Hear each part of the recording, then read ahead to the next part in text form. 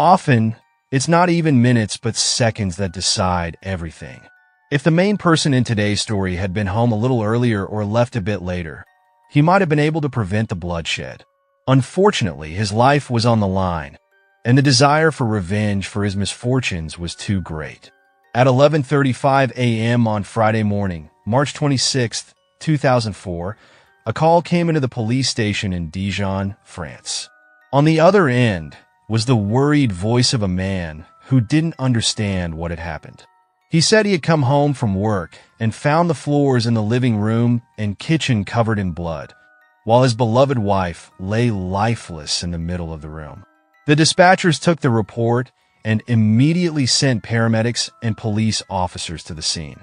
By 12:15 p.m., the gendarmes arrived at the farmhouse in the village of Lano. The first person they spoke to was the affected husband, Laurent Barry. The man was a 35-year-old chicken farmer. He wore clean clothes and waited outside the house for the police to arrive. He was in shock and couldn't explain what had happened, but immediately pointed with trembling hands at the house. The gendarmes went through the kitchen, where a struggle had apparently taken place. In the living room, they found the body of a woman lying in a pool of blood on the floor. According to Laurent, it was his wife, 38-year-old Valerie. She lay on her back. Severe head injuries were visible, as well as more than a dozen stab wounds. The worst injuries the woman had suffered were a slashed throat and a deep cut that ran across her chest and abdomen. The paramedics who arrived at the crime scene declared her dead, and the first signs of rigor mortis were already apparent. The woman had suffered such severe injuries that the upper part of her skull was partially separated from the rest of her head. The investigators immediately tried to find out what had happened in the house and contacted the widower. The man was in shock, made some incoherent remarks, and was obviously unable to control himself. The gendarmes suspected that he might have been involved in the massacre since he couldn't comment on the events. He was also the last person to have seen the victim alive. Usually, such people are involved in domestic murders. Most often, it's husbands who massacre their wives. Naturally, the investigators immediately decided to pay special attention to him. Laurent didn't believe that his wife was dead. Investigators had to repeat it several times until he finally stopped talking and thought about it. When the paramedics saw his condition, they offered to take him to the hospital so he could receive psychological help, and Laurent agreed. Only then could the police officers communicate fully with the man. An investigation was immediately launched. Right next to the body, they found a gun as well as a large butcher knife with a blade over 20 centimeters long. However, there were no fingerprints on the weapons, probably because the perpetrator wore gloves or had carefully wiped away all traces. In the hand of the deceased, a tuft of hair was found. Apparently, she had actively defended herself to save her life. Laurent's fingerprints were found in the kitchen, which seems normal since the crime scene was his own residence. It's logical to assume that the man actively used various items while living in the house, so this print was generally not suspicious. Nevertheless, the man remained a suspect, and the police officers were keen to communicate with him in an appropriate state.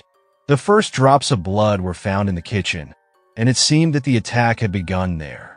The victim managed to move into the living room, where she was found lifeless.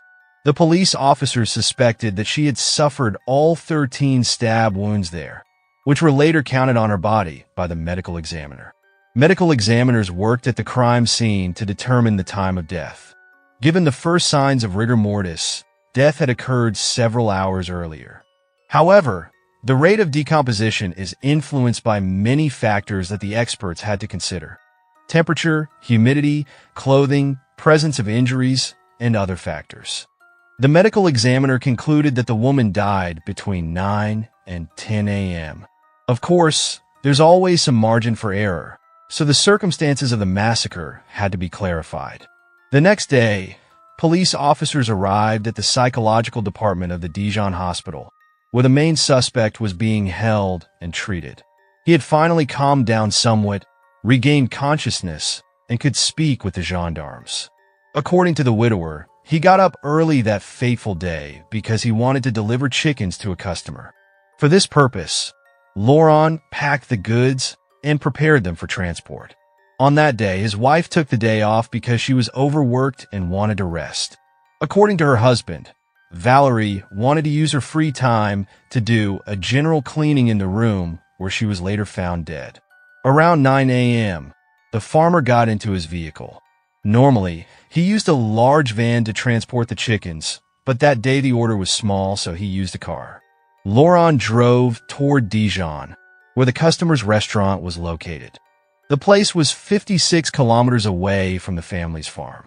According to criminologist calculations, the drive should have taken about an hour to an hour and a half. Laurent should have been there between 10 and 10:30 a.m. By that time, his wife was either already dead or desperately fighting for her life and losing the battle. It took about 10 minutes to hand over the goods to the customer, receive the money and the papers, and then Laurent went straight home. On the way, he stopped at the house of his mechanic colleague, with whom he chatted for about 5 minutes and invited him to visit in a few days. Around 11:30 a.m., Laurent was coincidentally back on the farm and made a horrifying discovery in the house. The farmer said that when he drove up to the house, he immediately noticed that he was not greeted by their dogs. The animals always greeted the owner with joy. The absence of the dogs alarmed Laurent immediately, but he couldn't suspect that the worst awaited him inside. The man tried to call out to his wife to open the door, but without success. That also seemed strange to him. When he finally reached the living room, he saw her lying unconscious on the floor and tried to speak to her. Of course, Valerie did not respond. Her husband felt that her body was cold and, shocked, threw his coat over her. The emergency call came in at 11:35 a.m. at the city emergency center. The investigators checked the man's statement and actually found him on the video recordings of the restaurant where he had delivered the chickens in the morning. The gendarmes spoke with the customer, who confirmed that he had accepted the goods and had a brief conversation with Laurent. According to him, the man appeared calm as always. He showed no aggression or fear and left immediately after receiving the money. Meanwhile, the medical examiner carefully examined the condition of the corpse and clarified the time of death. He estimated that the incident had begun around 10 a.m., and Valerie had taken her last breath around 10:30 a.m. Laurent was also carefully examined during his stay in the hospital. It was found that he had no injuries, not even the characteristic injuries one might sustain in a fight with a victim. They should have found some, because the woman defended herself fiercely and even tore a tuft of hair from the perpetrator's head before her death. Based on this data, the widowed farmer could be removed from the list of suspects. After consulting with the police, he was released from the hospital and went about his work. The man did not return to his farm, as it was morally difficult for him to stay at the scene of the massacre and constantly be reminded of it. So he went to his parents' house where their children lived. Laurent was in a very depressed state. His mother and father were worried that he needed to seek psychological help again and perhaps even take medication. By this time, the victim's relatives had also become aware of the incident. Everyone was shocked that a young, beautiful woman could be so brutally murdered in her own home. Most of the victim's relatives believed that Laurent was behind the crime. The police still did not have enough evidence to know in which direction the investigation should go. They considered the possibility that the attack might have been a botched robbery. Valerie was quite hot-tempered and had the misfortune of catching the perpetrator after he had broken into the house, and she might have tried to stop the thief, which could have cost her life. The scattered furniture and belongings, the empty jewelry box, and other missing items seemed to support this theory. The police met again with Laurent at the scene of the tragedy. The widower was to examine all the belongings and provide a list of the stolen items. Laurent noted that 100 euros, a wristwatch, and clothing, including sportswear, were missing. It was strange that the attacker had taken such a high risk and killed with such brutality for such a small loot. From the outside, the house appeared unremarkable and not valuable enough for burglars to be interested in it. There were also no signs of forced entry. All this seemed unlikely, so the investigators dismissed the theory of a robbery. The investigators turned their attention to the butcher knife that was found on the floor next to the corpse. It turned out that it belonged to Laurent. It was a special tool for slaughtering chickens. Laurent said he had left it on the kitchen windowsill that day, as he often did, so the attacker could probably get to the huge cleaver as soon as he entered the house. He apparently grabbed it immediately and used the knife because he was afraid Valerie might try to defend herself. Another strange fact was that the family's guard dogs were locked in the shed at the time of the crime. This seemed odd and could indicate that the attacker knew the family well. The animals probably trusted him and let themselves be locked up. The attacker had thus protected himself against an attack by the dogs. Laurent thought that Valerie might have locked up the animals herself because they did not obey her and only obeyed him. Sometimes she locked them in the shed so that the dogs wouldn't cause her trouble. The police tried to find a likely motive for the murder in the deceased's past. It was suspected that it might have been an act of revenge triggered by an old grudge or jealousy toward the woman. After analyzing the victim's life, the investigators concluded that Valerie had a flawless resume and no serious conflicts. The woman worked in a hospital, and everyone who knew her described her as a friendly and smart person who did not seek confrontation and was calm. Nevertheless, close friends of the victim reported several suspicious moments. According to them, Valerie had become much more nervous and withdrawn in the weeks before her death, as if she feared something. Unfortunately, all questions from colleagues on this subject were simply brushed aside. The last suspicion against the widowed farmer was dispelled by the DNA analysis of the tuft of hair found in the dead woman's hand. It did not belong to him, so the man was removed from the list of suspects.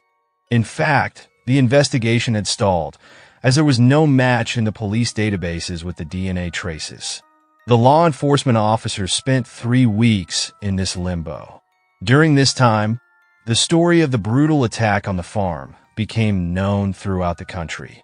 People retold it with gruesome details and rumors.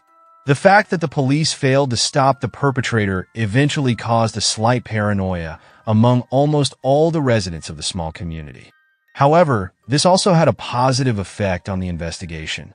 During this time, an anonymous witness came forward at the station. The woman was afraid to give her name because she feared for her life. Later, she did reveal her name. The informant turned out to be a tobacco shop saleswoman named Josette. According to her, shortly before noon on the day of the massacre, a suspicious man entered the store where she worked. She did not know him, and he seemed to be injured. His left arm was bleeding. When she looked more closely at the injury, she found that the wound looked like a bite and was very deep. The skin and flesh were torn. In addition, the man had numerous scratches. Josette offered to help him, but the stranger refused and hurried away after buying a small item. Unfortunately, he paid in cash so he could not be tracked, and there were no cameras. The witness gave a detailed description of the man, whereupon the police officers began to search the neighborhood and question all the residents. Unfortunately, this interrogation did not bring any tangible progress in the investigation. No one knew a similar man. Laurent had his own speculations about who might have committed the brutal massacre. In his opinion, only his former business partner Pierre, with whom he had run a farm for a long time, could have been involved. The businessmen had had a serious quarrel and had gone their separate ways when this man had demanded a large share of the company. Naturally, the former partner knew the farm well and could even remember Laurent's peculiarities, such as his habit of leaving a large butcher knife on the windowsill. As a possible motive, he suspected not only a financial dispute, but also jealousy. According to the widower, Pierre repeatedly flirted with Valerie, which she took negatively. The husband noticed how tense she became in his presence. Of course, the police immediately summoned him to the station to talk to him. Pierre was asked the usual questions to find out what he had done on the day and at the time of the murder. It turned out that he did not have a solid alibi. The man remembered that he had left the house around 9 a.m. and arrived at his father's house around 10:30 a.m. This time window coincided with the period in which the perpetrator killed Valerie. Moreover, the father's house of the suspected murderer was much closer to the restaurant where Laurent sold chickens. Theoretically, he could have been at the crime scene at the right time. However, his alibi was later confirmed because neighbors and his father had seen him. The disgruntled ex-partner gave the investigators strange information. According to Pierre, the couple was on the verge of separation, which is why he tried to hit on Laurent's wife. He said Laurent repeatedly talked about his desire to divorce his wife and run the business alone. Although Laurent was no longer questioned by the police, the gendarmes decided to take a closer look at the case files. Laurent and Valerie met in 1997. At that time, she was 31 years old and Laurent was 28. The woman worked as a nurse in a local hospital and also cared for several clients at home. She was divorced and raised a small son alone. Laurent had also just separated from his previous wife, with whom he had 2 children who lived with their mother.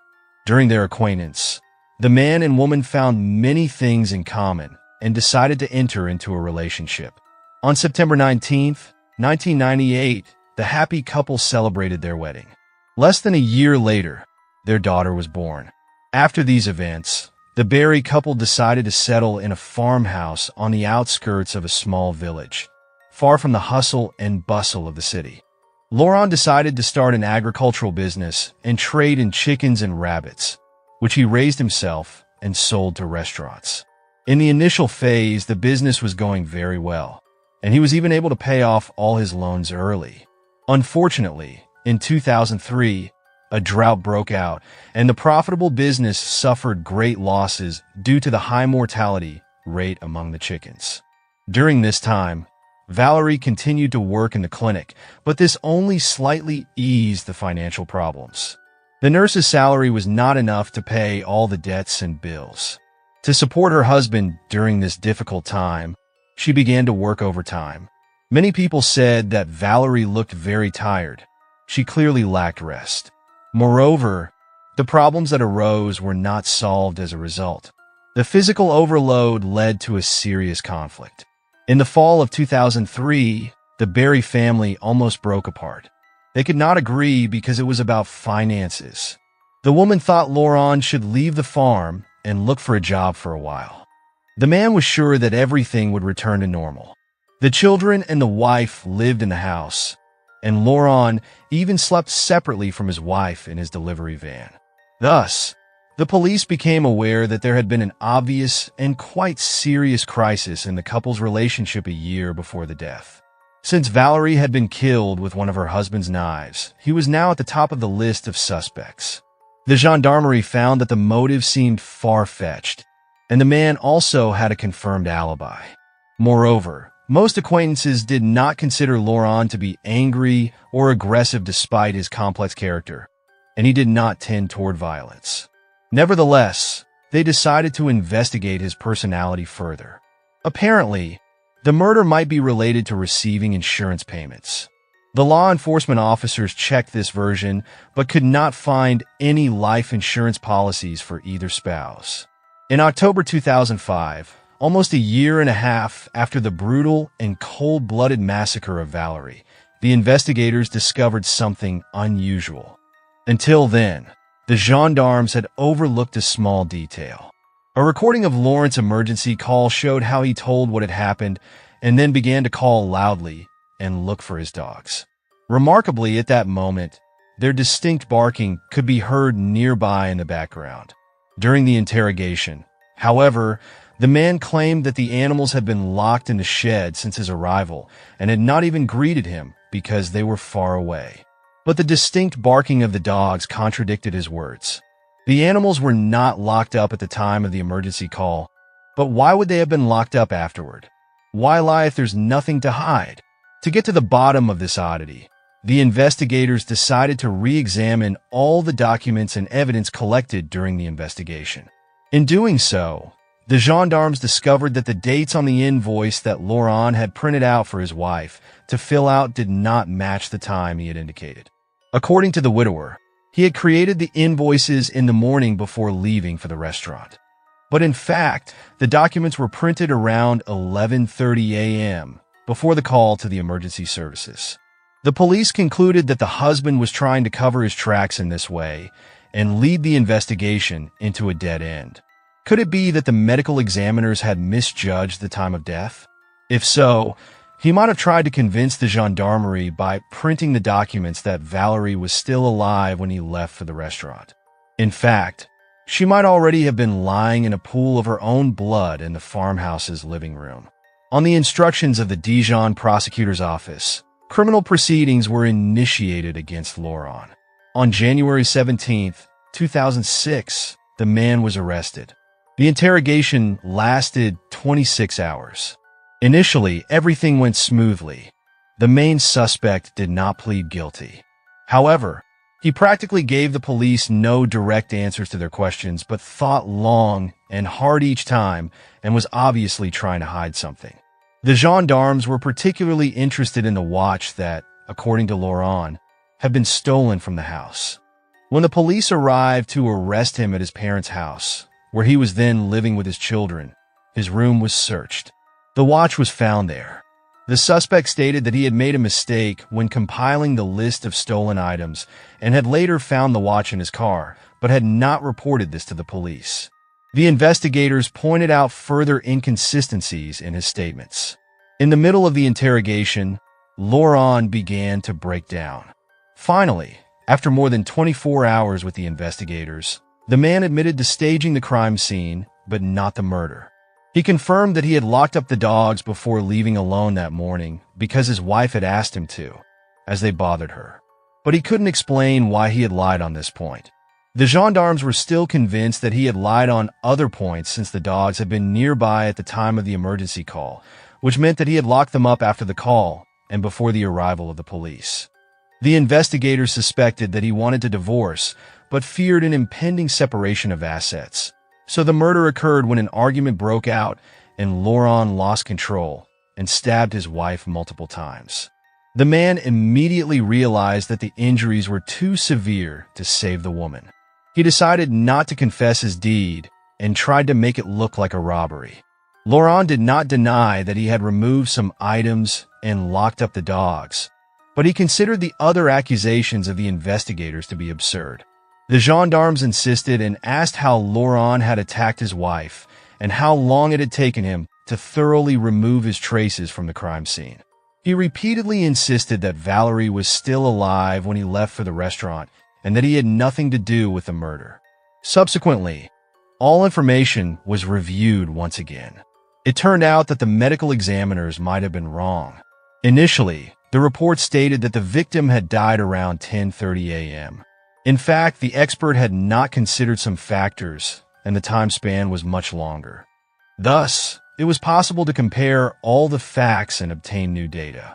According to the results of the new forensic examination, it was determined that the woman died around 8:30 a.m.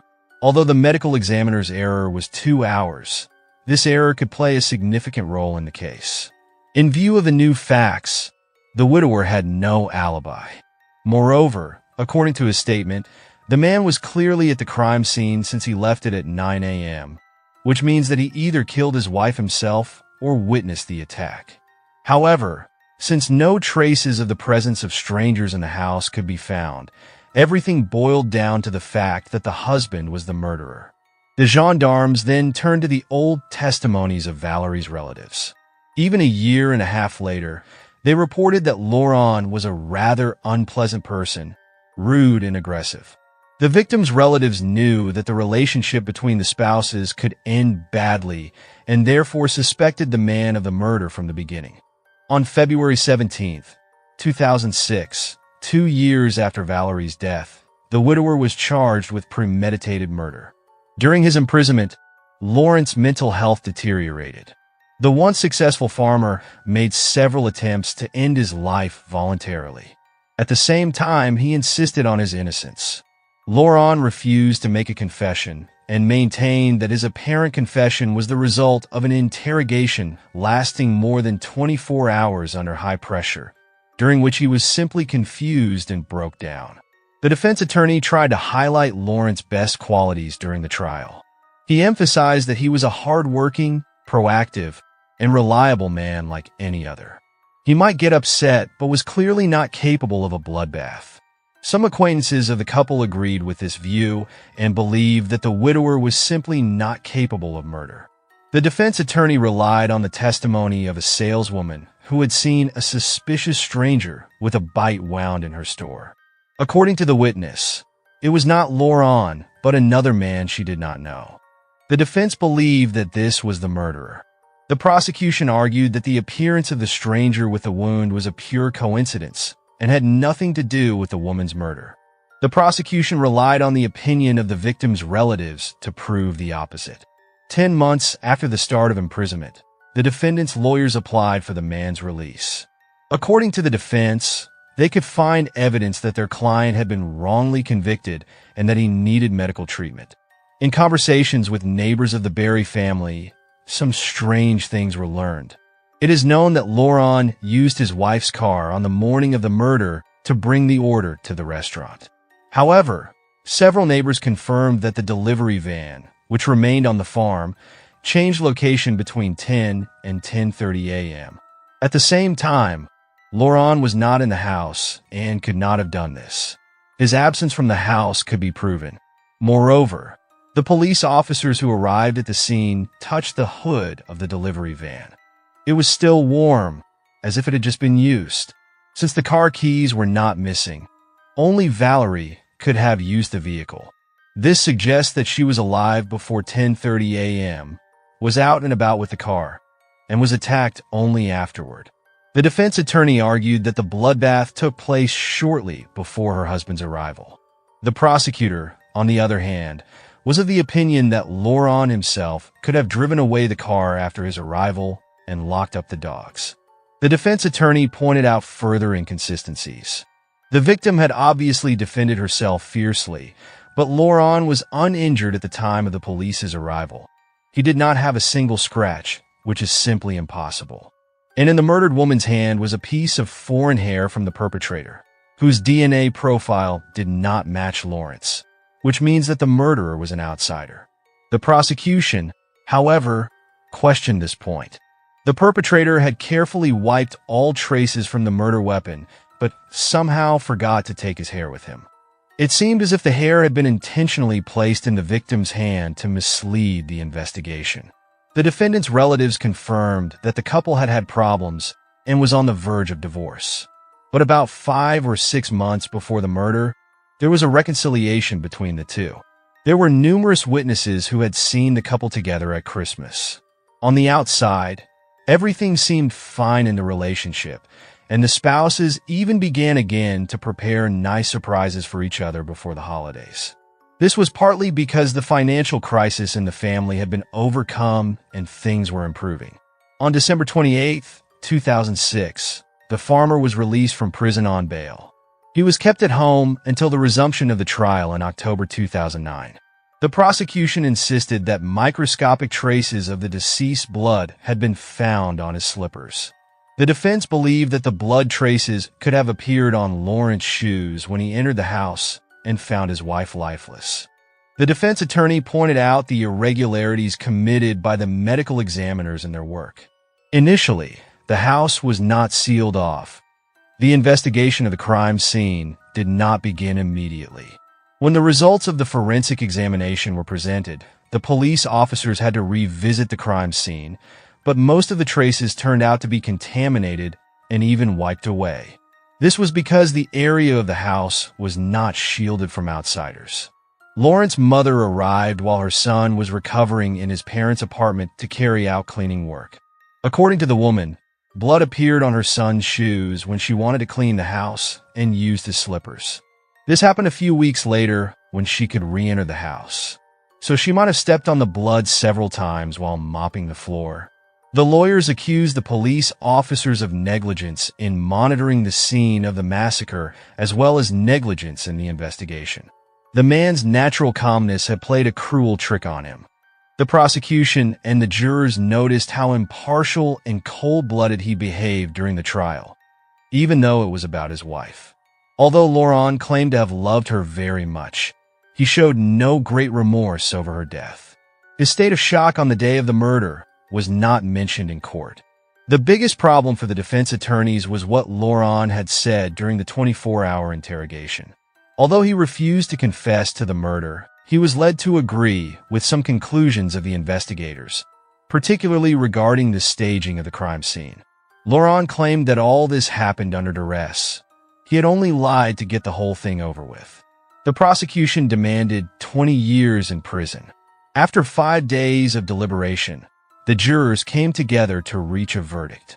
On October 23, 2009, Laurent Barry was found guilty of the murder of Valerie after 4 hours of deliberation. When he heard the jury's verdict, he dropped his head into his hands and wept. His lawyers promised to fight for the man's freedom until the end. A year later, an appeals court confirmed the conviction, but the widower continues to assert his innocence. In his opinion, the real murderer is still at large. Many agree with him and do not believe that Laurent is behind the crime, as there is no direct evidence against him. Thank you for watching, and take care of yourselves.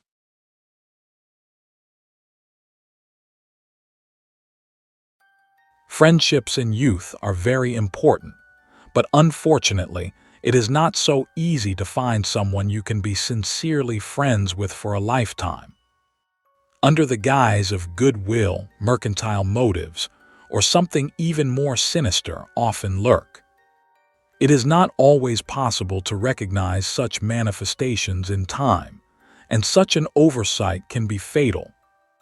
Brittney Udy lived in a small, cozy town in Nevada, USA, with a population of about 20,000 people. In that area, mining, which forms the basis of the economy, is the main source of employment. Jim Udy came there from Colorado Springs with his wife Alicia, his son James, and his daughter Brittney, hoping to find work and provide for his family. This event in the family's life took place in 2001. Jim was looking forward to immediately taking a position at a local company to work in the gold mines. All the family members were happy because they considered the new place ideal for living, and things really did go well for them. Brittney Udy loved riding horses, and there was a wide range of them in the area. Horse breeding and rodeo were traditional activities and hobbies of the locals, and this atmosphere immediately attracted Brittney. There was also beautiful wildlife, opportunities for riding and quad biking, which Brittney enjoyed. Of course, it might seem like a hobby for boys, but in these parts both boys and girls were welcome, which only boosted Brittney's image as a pretty girl. She was very close to her brother James, as they were only about a year apart in age. Because they were so close in age, they got along well, spent all their time playing together, and shared each other's passions. Such feelings, however, were present throughout the entire Udy family. They were close-knit, loving people who never abandoned each other, even in difficult moments.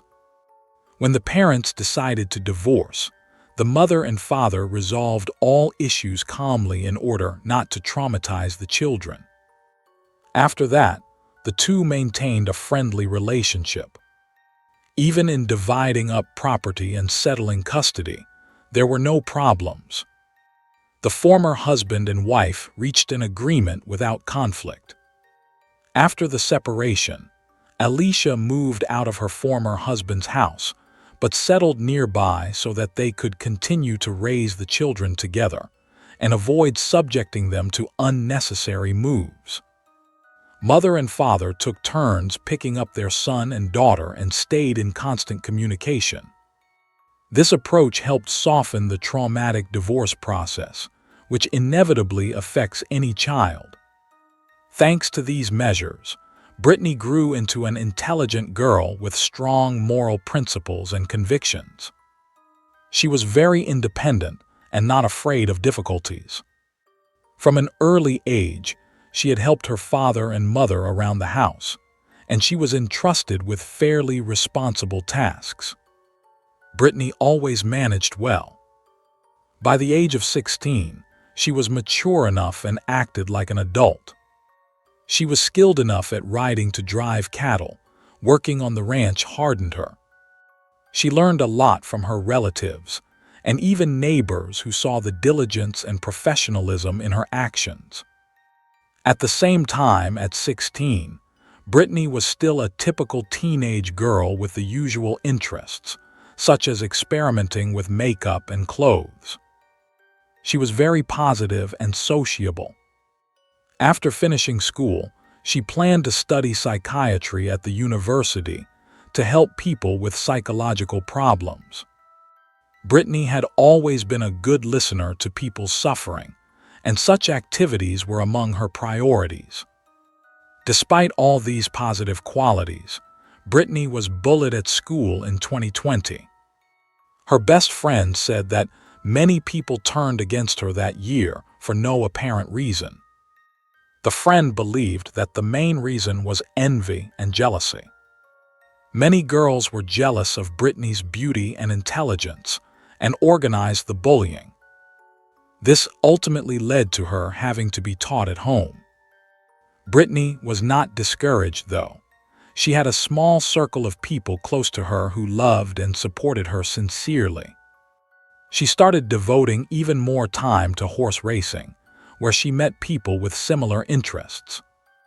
That's how she met Bryce Dickey, who was a few years older than she was. They immediately hit it off and became friends. The girl always talked about him as if he were an older brother, but apparently the young man wanted more. He spent all his time with his friend. She got along well with his family, and the relationship remained friendly. The boy was described as a pleasant, polite young man who, like Brittney, never refused to help those in need. Because of their similar personalities, they grew closer. On March 8, 2020, Brittney and Bryce planned to meet as usual to spend time together. That same day, the girl's father had a rehearsal. He was in a rock band, and his daughter joined him of her own accord before going to meet Bryce. She was in a great mood, chatting happily with the whole group, and she also invited her friend to watch the performance. However, the young man was held up and arrived too late, so he missed the rehearsal. Bryce wanted to pick his friend up by car so they could watch a movie at his house, and then promised to bring her back. The girl's father was supposed to return around 7:30 p.m., and she had promised to be home by that time to wait for him. Brittney's father came back at the appointed time, but it turned out that Brittney was not yet home. He went through the rooms, called her name, but there was no answer. He grew worried and tried to call her, but Brittney did not answer. Her phone was turned off. That struck him as very strange because his daughter was responsible and would have warned them if her cell phone battery was low. She was never late, and even if she was not on time, she would at least have let her family know. The idea that she might simply have forgotten to appear at the appointed time or had lost track of time seemed unbelievable. The worried parents turned to Brittney's brother, but he too had no idea where his sister was. Then the father reached out to the last person his daughter was supposed to be with, Bryce, of course. According to her friend, he had driven around town with her for several hours and then dropped her off near the school, where she met a man unknown to him, and he left so as not to interrupt their conversation. The missing girl's father wanted to know who his daughter had met, but Bryce said he did not know the person. He described him as a tall, blond young man with a cowboy appearance. These words surprised the father. He had no idea who this stranger could be, or why Bryce had dropped Brittney off with him instead of taking her home as originally planned. Bryce had never done anything like that before and had always been concerned about Brittney's well-being, yet now he had simply left her with some strange guy and driven away. It all sounded very suspicious. After talking with her father, Bryce immediately sent a text message to the missing girl's brother, seeming very worried about what had happened and taking the blame upon himself for not taking his friend home. He justified himself by saying that the girl had asked him to drop her off there. Now he realized the situation was quite serious, that something could have happened to her. He only recalled that the stranger was driving an old Ford F-150 pickup, in an unappealing color, as he put it. This made the family even more worried because nobody knew who this might be. In their circle, there was no one driving such a vehicle. Brittney's family stayed up all night. They tried calling her hundreds of times, but it went straight to voicemail. In addition, her father and brother kept driving around, calling her friends and acquaintances. Just before all this, Brittney had mentioned a certain young man named Jai, but had not shared details about their interactions. It seemed she was planning to meet him in the near future, which sounded like an important clue in the investigation. The anxious parents then decided to call the police. As is often the case, the station initially said that the girl had probably gone out with friends and would soon be back. But her parents knew it was Brittney. She had only a few friends and none of them knew where she was. The girl had never shown signs of troubling behavior or family problems, no addictions or psychological disorders, and no recent conflicts with anyone. There was no sign of a voluntary disappearance. To everyone close to her, such a disappearance clearly suggested something bad had happened. The sheriff understood how serious their concerns were and obtained all the information he could from Brittney's friends and acquaintances. The police then approached Bryce and asked him to meet them near the school so he could describe in detail what had happened after he dropped Brittney off. He said that he and Brittney had met in the afternoon and driven around Spring Creek as usual in his car. At some point, he received an unexpected call from his father telling him to come home immediately to run some errands. The girl, according to him, had kindly agreed to postpone their drive until the next day. The only thing she asked was to be dropped off near the school, adding that she wanted to meet her new friend named Jetty. According to Bryce, as soon as Brittney got out of his car, she walked toward a green pickup in which a white man wearing a cowboy hat was sitting. Bryce glanced over, then simply drove away, not knowing whether she got into the stranger's car. The young man no longer remembered the details and did not even look at the license plate on that vehicle. At this stage, the investigators had no reason to suspect him of anything, so they let him go and continued the search in other directions. They decided to alert the public through the media in the hope that someone might have seen the man with the cowboy hat and the green pickup. Of course, the police primarily wanted to learn the license plate number of that vehicle. In addition, the sheriff contacted the phone service to determine the last place where the girl's phone had been switched on. It turned out that her phone had been active about 7 km from the school, where Brittney had supposedly been dropped off by Bryce. Naturally, the police rushed to that address hoping to find new clues, but there was nothing suspicious. Brittney's family and friends continued their own patrols, hoping to find something in or around town. They handed out and posted more than 500 flyers, but the residents remained silent. No one seemed inclined to help with the investigation. The girl had vanished without a trace. Meanwhile, Brittney's mother created a group on social media, regularly posting new and relevant data on the search results, but that too yielded no breakthroughs. Suddenly, after some time, she received a message from an unknown number.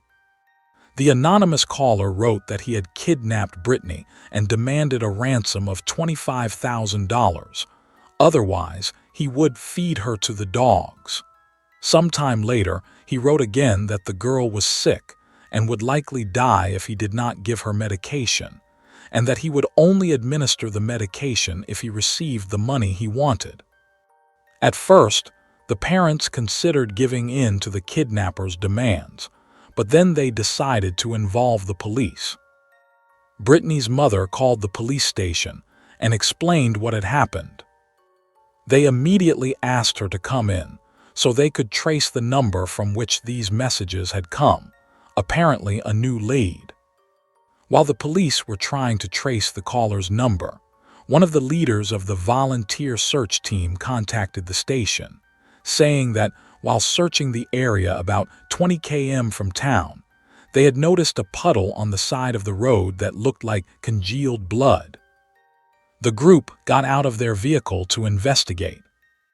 In the bushes, they found a blue tarp under which was the body of a young woman lying face down, partially undressed. The description of the items matched Brittney's clothing. However, before the family could be notified, an identification was needed. Just as the police were speaking to Brittney's mother, one of the investigators came into the office and told her they needed to postpone their conversation because they had to go to where the body had been found.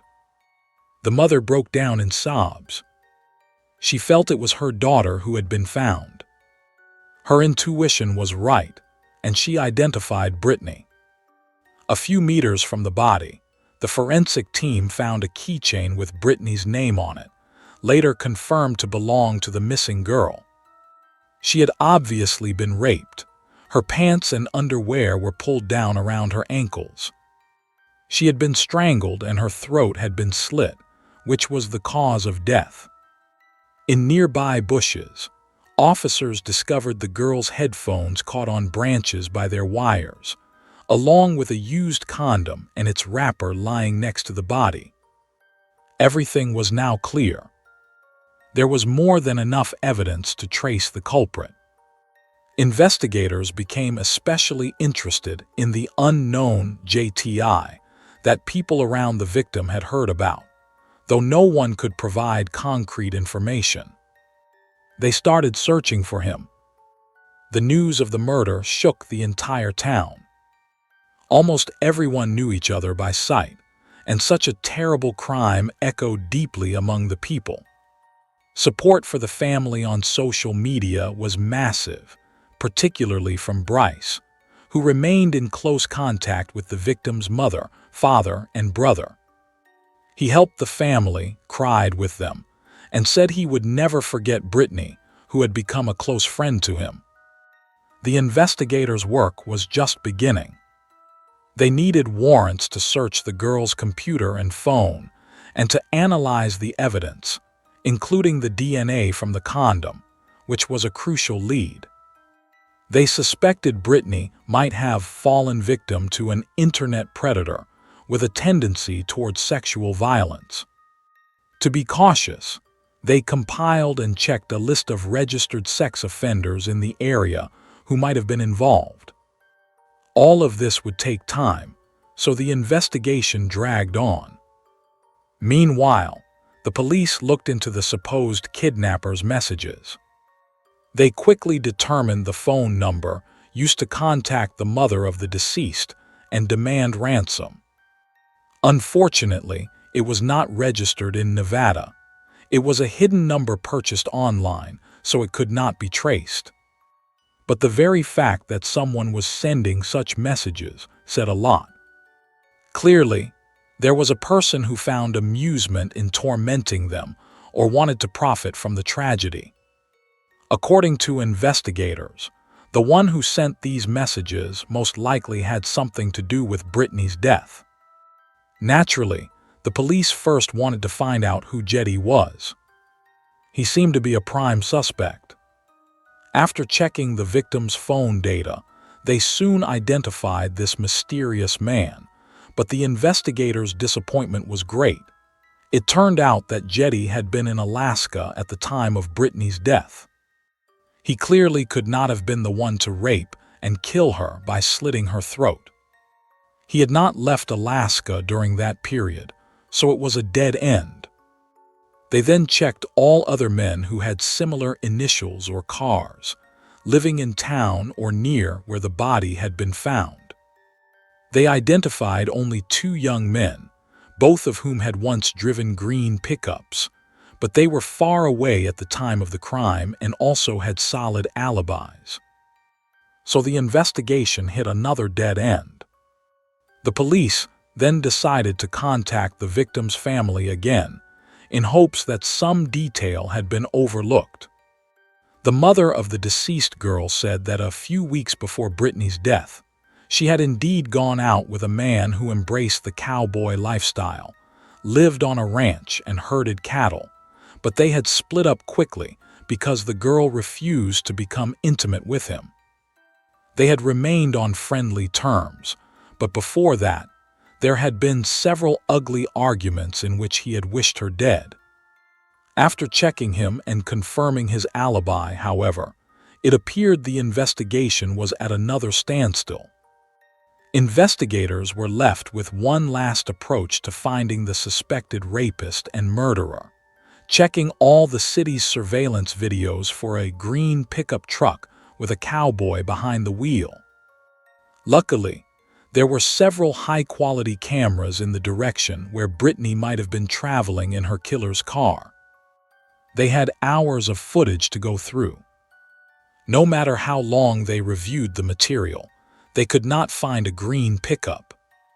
In fact, it did not appear on the school's cameras either, where the friend claimed to have dropped Brittney off. However, they did find something else equally remarkable. They saw the blue Chevy pickup that Bryce himself had been driving. It did appear on camera, but he neither stopped nor dropped anyone off. He was clearly lying about the green pickup.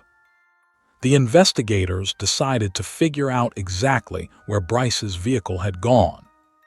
Previously, he had admitted driving around with his friend for several hours, but now, because of the camera footage, the police got a warrant for Bryce's phone data to compare his location to that of the victim. Since suspicion against him was strong, this was done discreetly so he would not become alarmed. It became evident that he had been in the vicinity of Brittney all day. Their movements coincided precisely until the moment her phone was apparently turned off.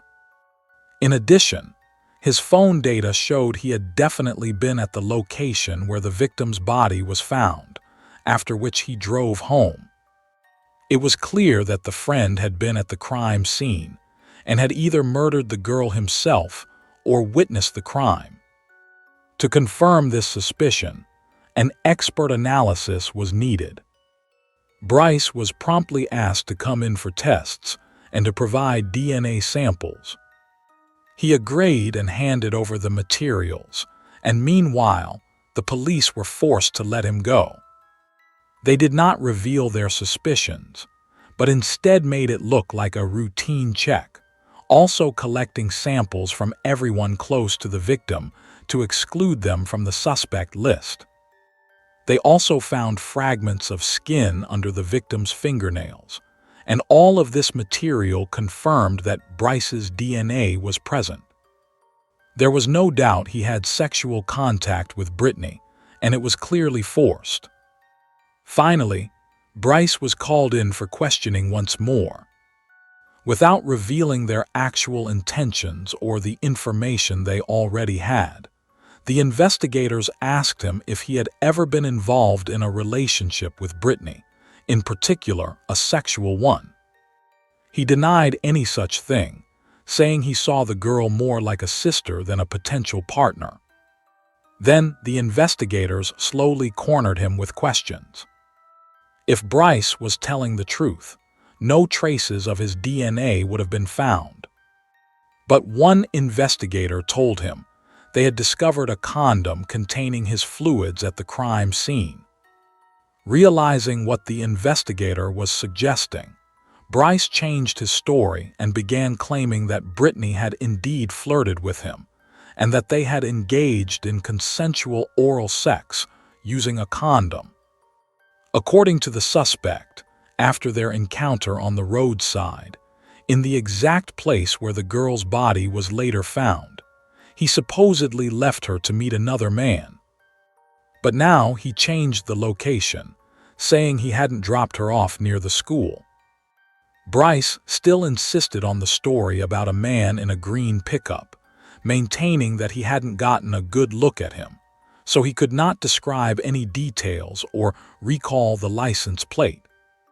Basically, he was now claiming that after the other man had picked Brittney up, they somehow ended up at the same place where the used condom was discarded and where the body was eventually discovered, and that the stranger had carried out the massacre. Of course, this all sounded absurd, especially given that no other unknown DNA was found on the victim, whereas there were plenty of traces of Bryce, under her fingernails in intimate areas, even on her neck near the stab wound that killed her. Furthermore, phone data and surveillance footage confirmed that Bryce made no other stops, which meant this was yet another lie. Confronted with these contradictions, the suspect finally broke down and admitted that he had killed Brittney, but claimed it was an accident. He insisted that she had wanted rough sex with a knife and accidentally ran into the blade in the heat of passion.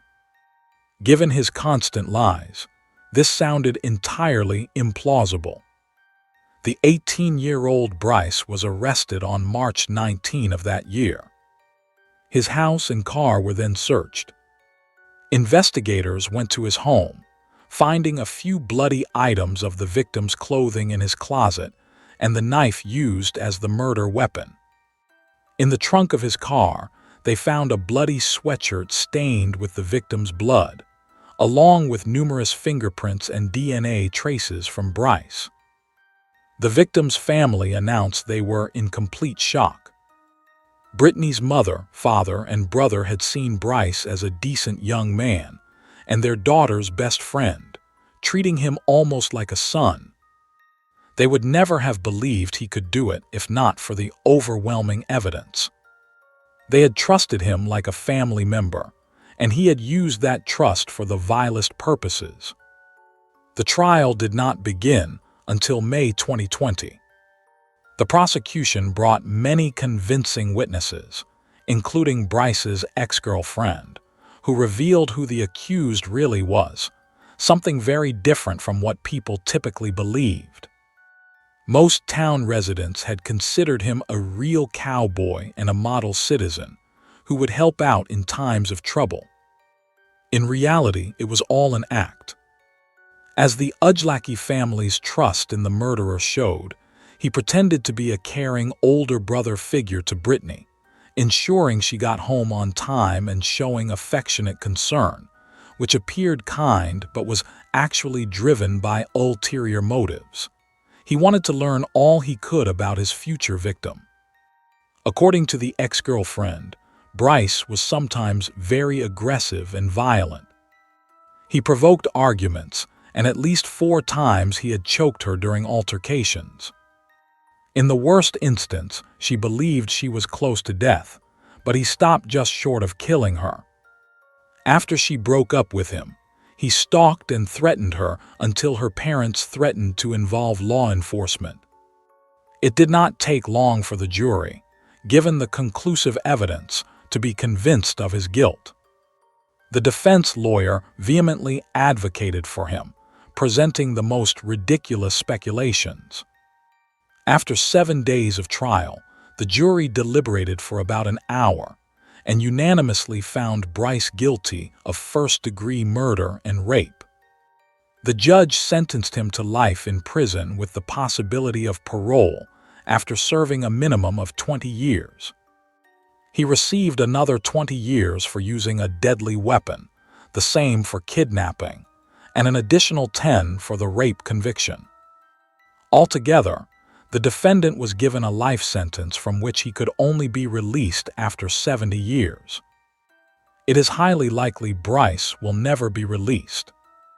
To the great sorrow of Brittney's family, Bryce never revealed his motive for the crime.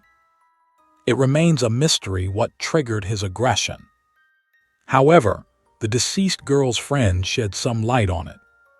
She said that a few days before the murder, Bryce had confessed his love to Brittney, but she did not return those feelings, suggesting they remain friends instead.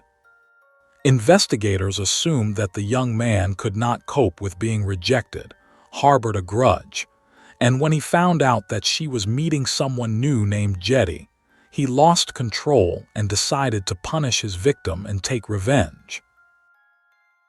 Thank you for watching and take care of yourselves.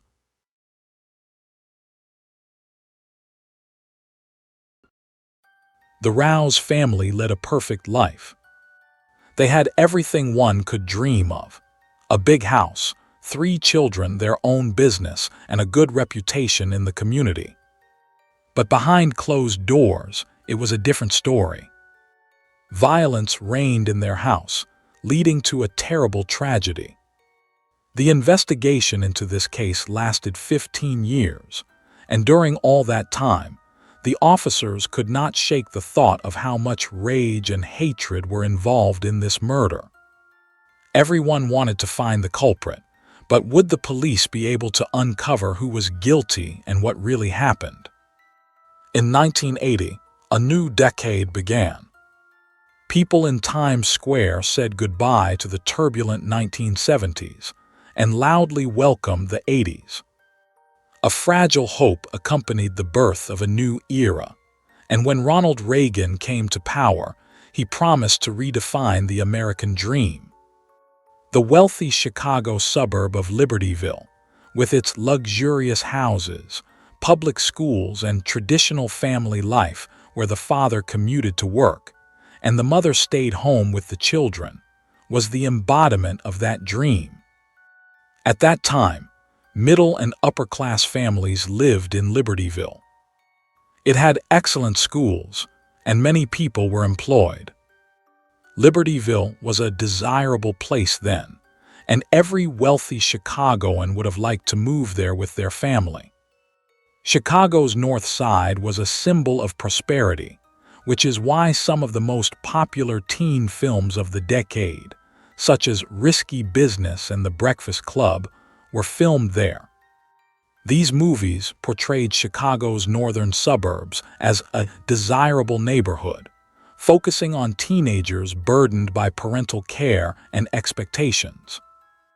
That was the kind of life Robin Rouse led, a beautiful and popular woman who drove an expensive car around town, the darling of Libertyville. Robin was a typical American girl and the daughter of wealthy parents. She got everything she wanted, drove a nice sports car, and attended a prestigious school. She was sweet and kind, and the younger kids looked up to her. Robin and her brothers, Billy and Kurt, lived in the largest house in Libertyville. On a spacious piece of land stood an imposing home with a 3-car garage. The expensive 13-room villa had a swimming pool and a maid's cottage. Anyone who saw it was impressed. It was the epitome of the American dream. The Rouse children enjoyed all the privileges their parents had lacked. Bruce and Darlin grew up in simple families and had to work hard. They met in high school and married after graduation. Bruce got a job at a gas station, and at age 21 he bought his first gas station, but that was only the beginning. The couple then bought 2 more gas stations. Darlin worked alongside her husband until they had children. Bruce woke up early, went to work, and stayed until late. He worked hard and built up his business. By the age of 24, 44-year-old Bruce had turned his gas station into an empire and become a millionaire. The Rouse family owned gas stations and service stations not only in Libertyville, but also in other cities. They invested in cable TV and owned land. The couple wanted their children to seize the opportunities available to them, follow in Bruce's footsteps, and surpass him. He gave his children what he himself had never had. To the residents of the town, the Rouse family appeared to lead a perfect life, but behind closed doors, things were different. The family paid dearly for their financial success. Bruce was almost never home, working hard, and the children saw him only when they visited the gas station. He constantly expanded his business. Today, he would be called a workaholic, but back then, he was seen as a determined individualist of the Reagan era. 38-year-old Darlene was too busy with her community work to notice her husband's absence. Often, she didn't even make it home to have dinner with the children. Bruce and Darlene pursued their own goals. They wanted to establish themselves as important people, and at home, Darlene had to manage 3 children who had everything except a sense of responsibility. It was the typical generation gap. Robin was the dutiful daughter, but Kurt and Billy refused to follow the rules. Darlene confided her family's difficulties to her friends. Things got worse when 15-year-old Billy was expelled from school. During that time, he got into trouble, broke into the school, trashed the library, pulled out all the catalog cards and threw books off the shelves. Like teenagers in the movies, Billy rebelled, trying to get his parents' attention. However, their biggest worry was his older brother Kurt. He was a great football player and nearly became a state champion in wrestling, but by the time he was 21, he had lost his sense of purpose. Kurt went from being the golden boy and successful athlete to being wild. The family was not happy. All across America, neglected kids like Kurt were rebelling against success-driven parents. It seemed Kurt's main goal was to get back at Bruce and Darlene. He grew long hair and a beard, didn't work, and looked like a rebel, like a werewolf. His parents threw him out of the main house, and he moved into the servant's house at the rear of the property. From then on, Kurt had little contact with his family. He roamed around, took illegal substances and alcohol, and did nothing else. His parents were unhappy because he had a good education. He had potential but no ambition. Bruce and Darlene were desperate, but like many dysfunctional families in the 1980s, they tried to hide their problems. On the evening of June 5, 1980, there was a heavy thunderstorm with lightning and torrential rain, one of the worst the locals had experienced at that time. Nights like that are not easily forgotten. Despite the approaching clouds, 16-year-old Robin Rouse went for a walk, heading out with friends to a dance. Shortly before midnight, she returned home and went to bed. Thunder and lightning woke Robin briefly, but she had no idea that this would be the last time in her life she would fall asleep peacefully. On June 6, Robin was awakened by a phone call at 8:30 a.m. from one of Bruce's employees who was looking for his boss. Bruce always got up early and left for work at 6 o'clock a.m. Robin immediately became anxious. Her father never deviated from this routine. Worried, she hung up the phone and went to her parents' room. The house was quiet. When Robin opened the bedroom door, she was confronted with a sight no child should ever see. It didn't seem likely that brutal murders could happen in the affluent area of Libertyville, Illinois, but as she opened the door to her parents' bedroom, 16-year-old Robin found herself at the scene of just such a crime. It was immediately clear that something horrific had happened, a dreadful sight no one, especially a child, should witness. Terrified and panicked, Robin woke her younger brother Billy and asked him to call the police. Billy saw the terrible scene, covered his father's and mother's remains with a sheet, and then ran behind the house to inform his older brother Kurt of their parents' gruesome death. The police arrived quickly, and they were not the only ones. Neighbors, camera crews, and reporters gathered. Local reporter Mary Laney was among those who stood outside the Rouse house, trying to find out what had happened.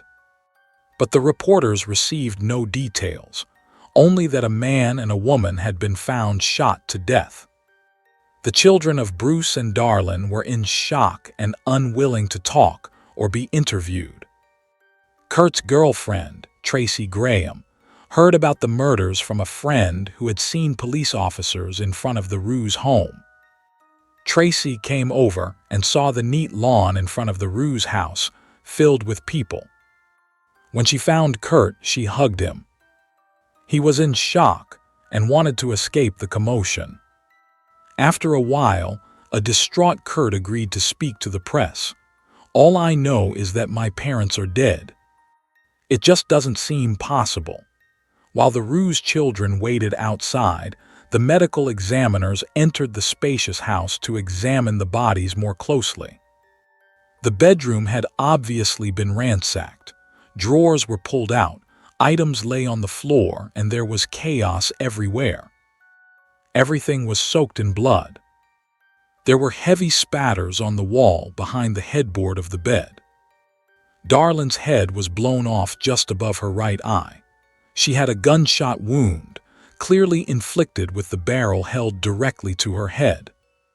She likely died instantly, but Bruce's death was more agonizing. Not only was he shot, he was also beaten. He had been struck on the head with a blunt object and had 6 stab wounds on the left side of his chest. A lot of blood had flowed from them, but his heart had still been beating and blood was still circulating.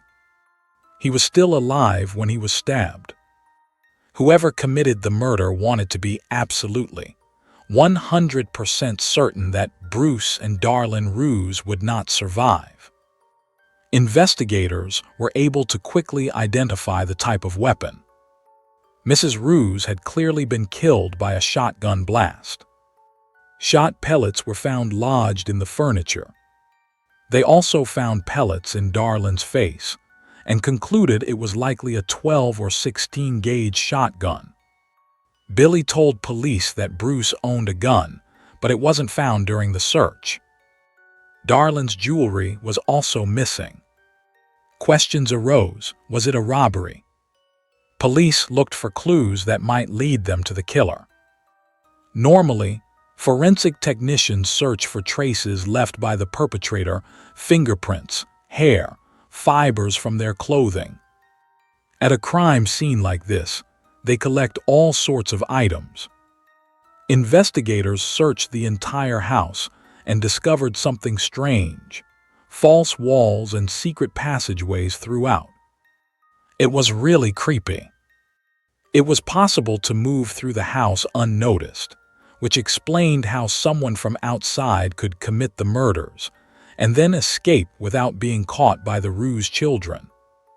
While investigators worked inside, Robin, Billy, and Kurt looked on as their parents were carried out on stretchers for the last time. The townspeople were frightened and wanted to know who was responsible and what had happened. The police had to question the children. Kurt said he had spent the evening with a woman. They went to the cliffs and then returned to his apartment. At 11:30 p.m., Tracy went home. Billy told police he had been out with friends until midnight. He added that he and his mother had talked when he got home. She asked if he was all right. Then Darlin went to bed and Billy watched TV. He fell asleep during an old detective show.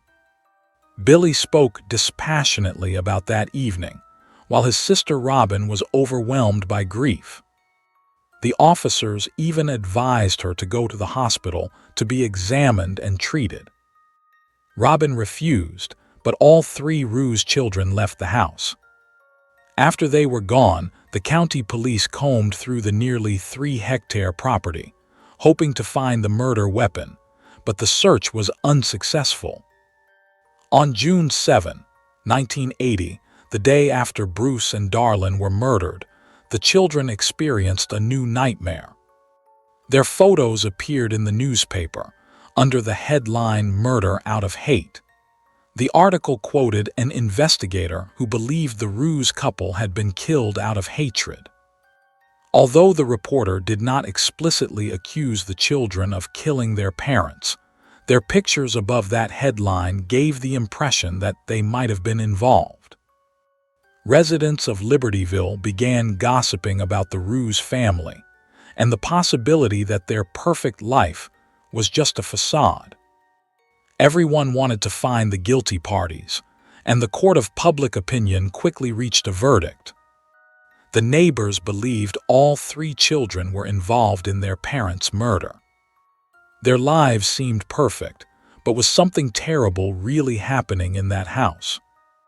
Influenced by the media, people refused to believe that the children who were at home could have slept through the gunshots. The police explained that a severe thunderstorm had raged that night, and the sound of gunfire could have been drowned out by the thunder, but the rumor mill could not be stopped.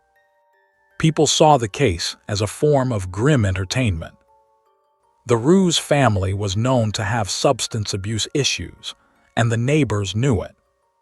The difficulties with the Rouse children were nothing unusual in wealthy families during the 80s, but news coverage turned the community against them. Many believed the children, as heirs to a large fortune, had a motive to kill their parents and live freely as they pleased. When an aunt heard about these rumors, she advised them to hire lawyers and remain silent. A planned interview with the police was canceled. The lawyers told the officers that the children would not be questioned. They stayed silent, and the police began searching on their own. A promising lead emerged from Bruce's business empire. The father owned gas stations and real estate around Chicago. Investigators received anonymous phone calls describing conflicts between Bruce and various associates. One call was of particular interest. A frightened woman phoned the investigators, claiming to know about suspicious dealings between Bruce and Darlene. But she was too scared to divulge details and hung up. That was the early 80s, with no way to trace her call. While the police were following up on these startling clues, another call came in, this time from Kurt, with an unusual request. He asked if the police could return his mother's confiscated 1973 Cadillac because he planned to go to California. Did he really want to flee to avoid punishment? The request cast a shadow of doubt on Kurt Rouse and his claim of having nothing to do with the murders. Details of Kurt's complicated relationship with his parents came to light from an unexpected source, the journalist Mary Laney. She told police about meeting a friend of the Rouse family who had relayed a shocking story. Mary said the man who called her was crying. He knew something and had spoken with Darlene Rouse shortly before the murders. He wanted to share that conversation with Mary. The journalist agreed to meet him, and he seemed deeply troubled.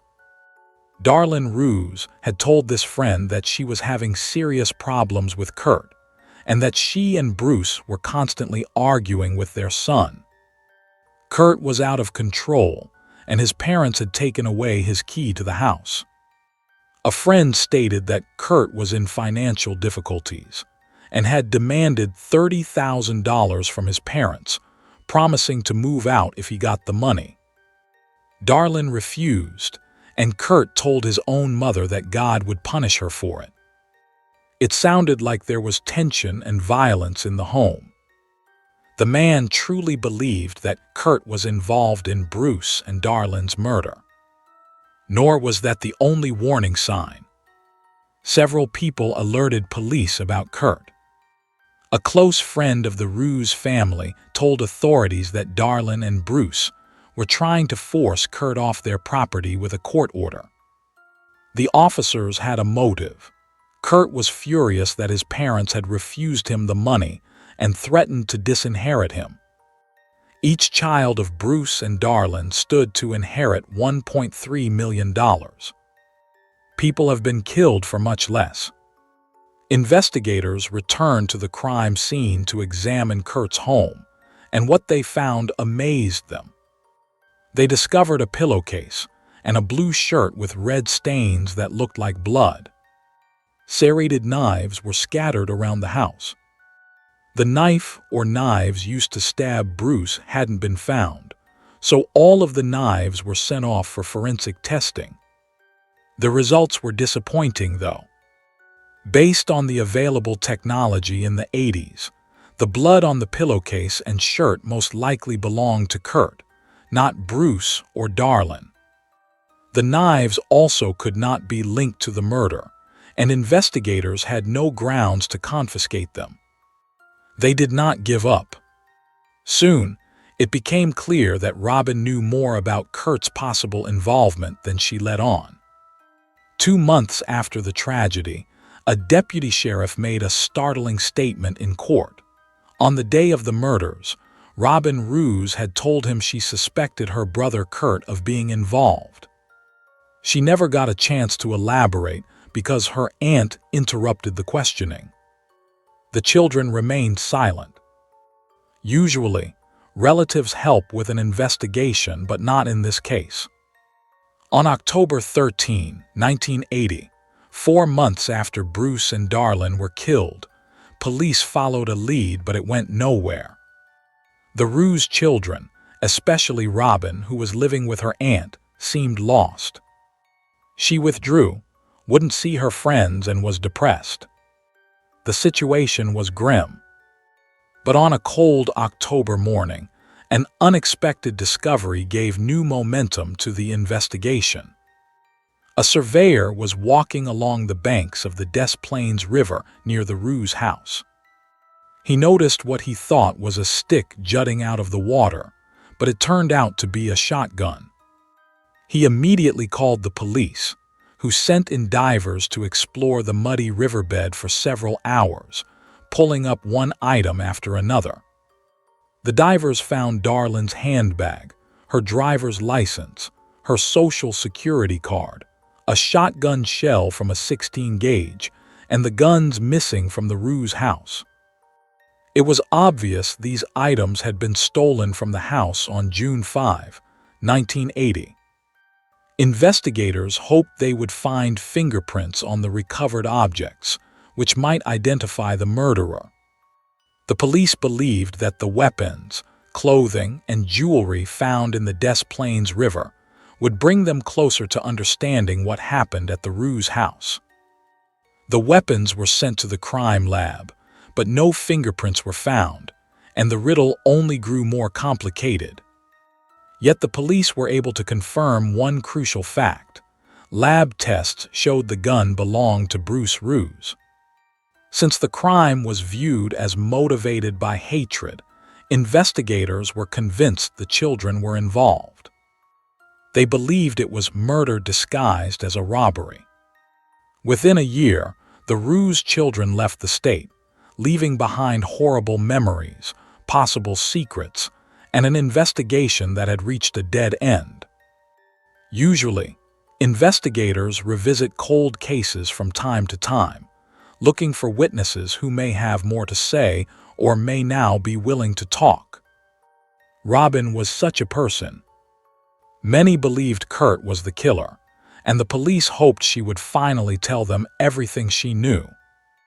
Of all those involved, Robin seemed the most likely to talk, as she had been closest to her parents and had found their bodies. But before the investigators could make their move, tragedy struck the Rouse family again.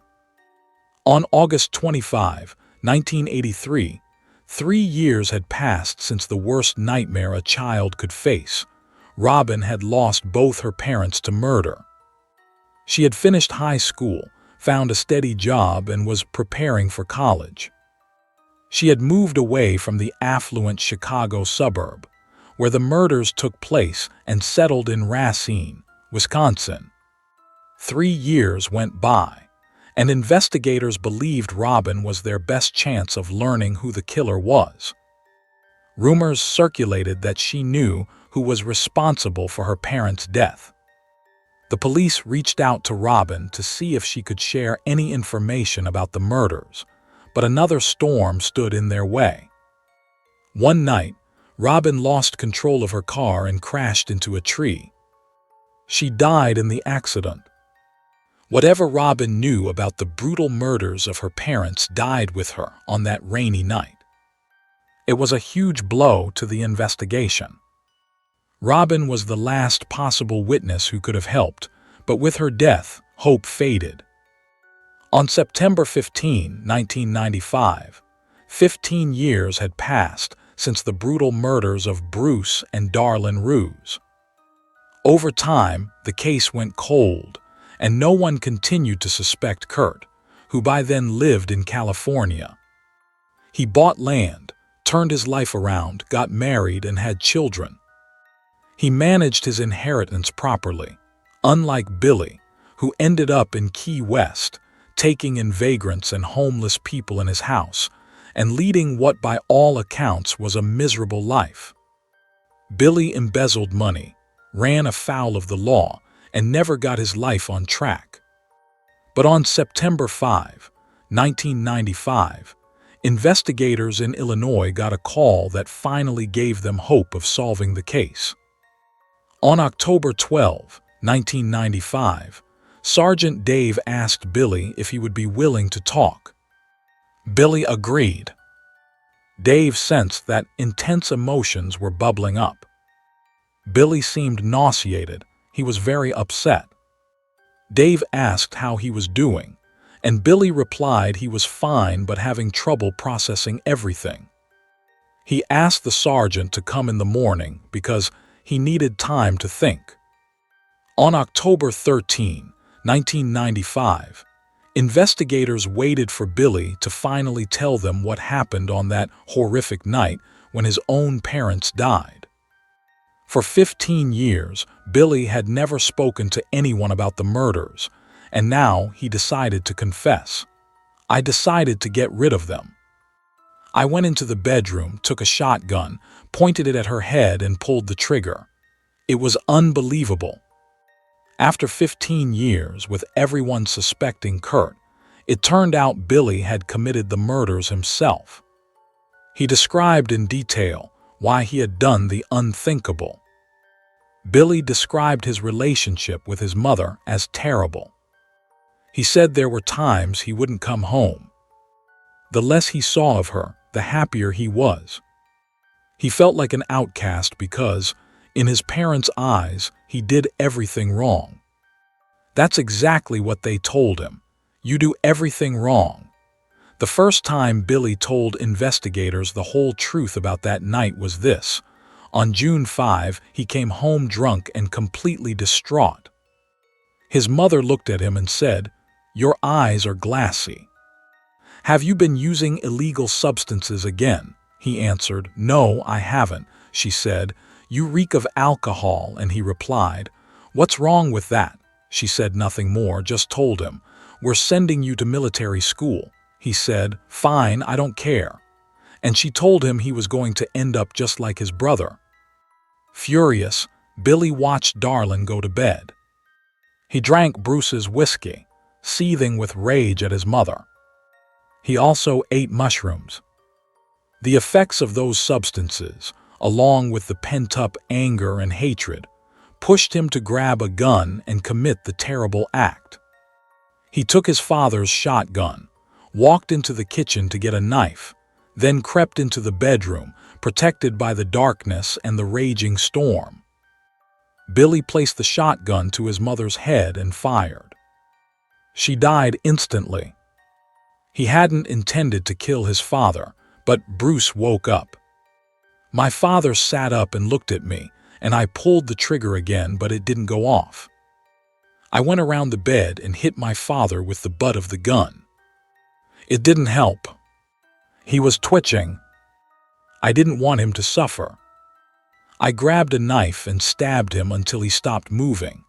After the murder, Billy quickly sobered up and tried to make it look like a robbery. He ransacked the bedroom, took his mother's jewelry box and purse, gathered all the guns in the house, put them in his father's car, and drove to the Des Plaines River to throw them in. He considered running away, but realized it would look suspicious. I turned the car around and drove home. Then I fell asleep. The next morning, my sister woke me.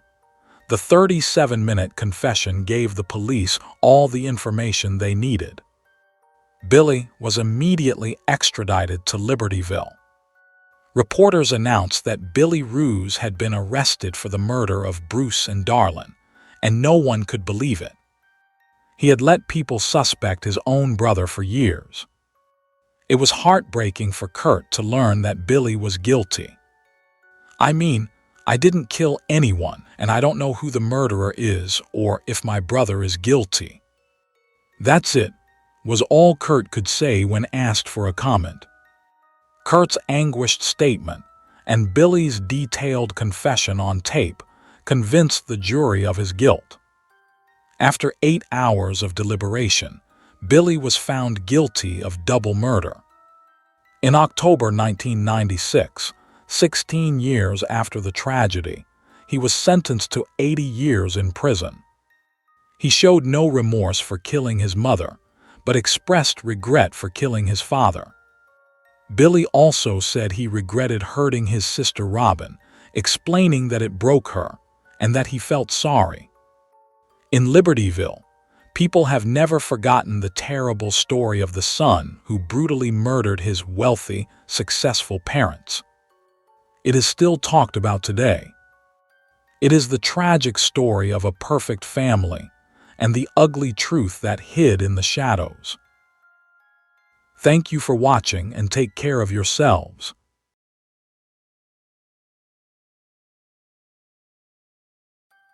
When 19-year-old Danielle Davis was found dead in her dorm room, the police officers were shocked by the brutality of the crime. It appeared that the perpetrator had completely lost control. All the students feared that a serial killer was on the loose in the area and worried about their safety. The investigators knew the murderer had to be caught as quickly as possible. Yet no one knew who would want to harm the young student.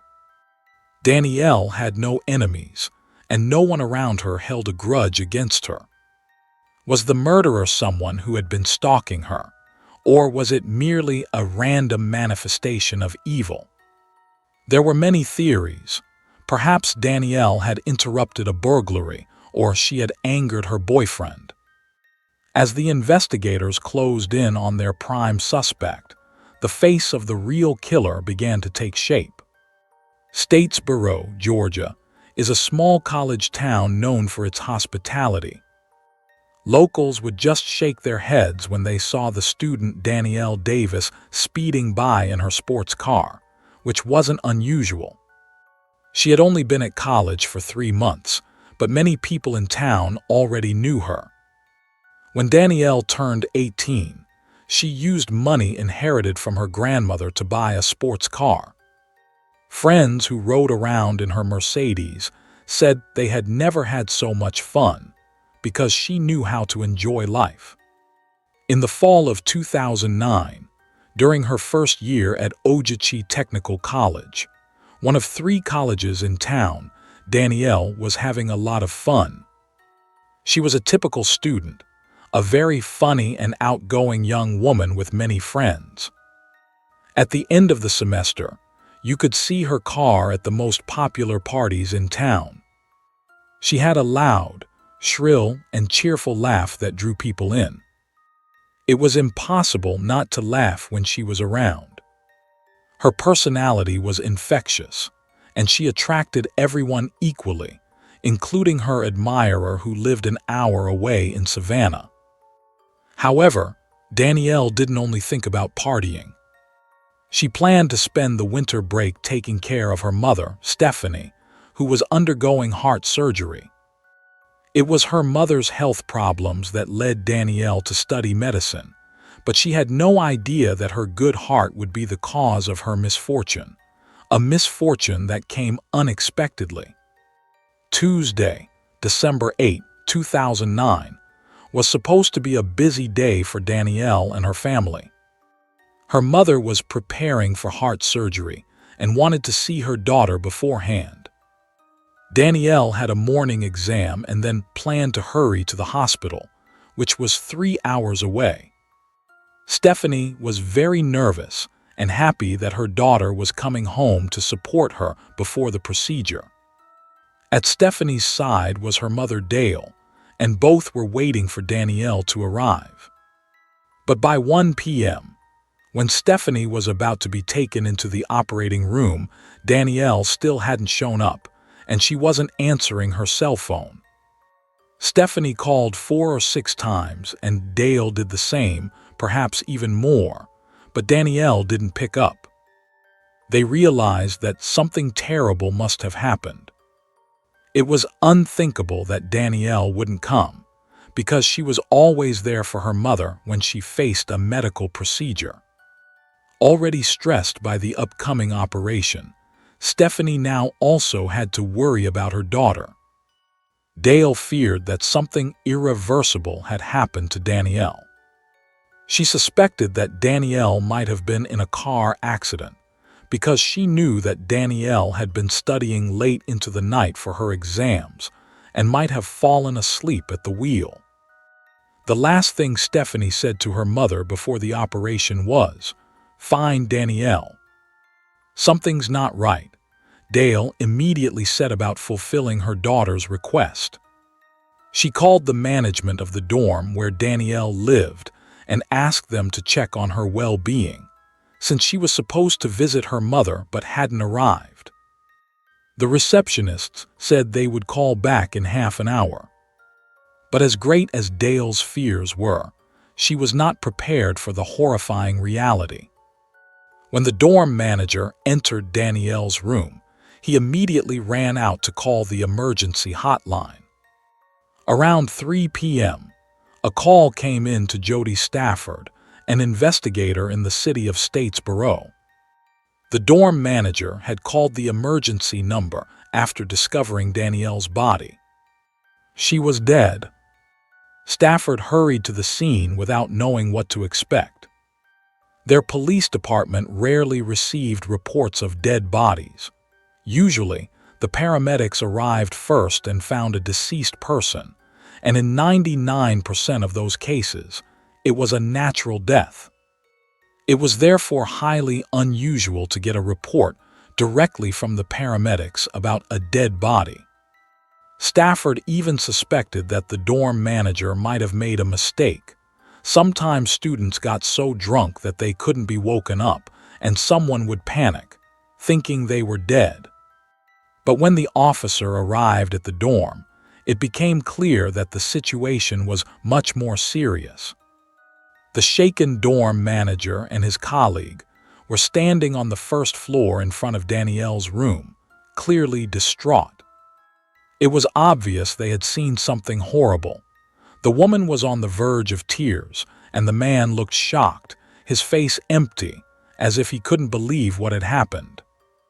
The front desk clerk said that when Danielle didn't respond, he had gone in with the office key, and upon seeing her body, he immediately ran outside. When the officer entered the room, he quickly understood why the man was so disturbed. There were signs of a violent struggle in the bedroom that Danielle had not survived. She lay on the floor next to the bed, in front of the desk, with a basket of folded laundry on top of her, as well as her computer chair.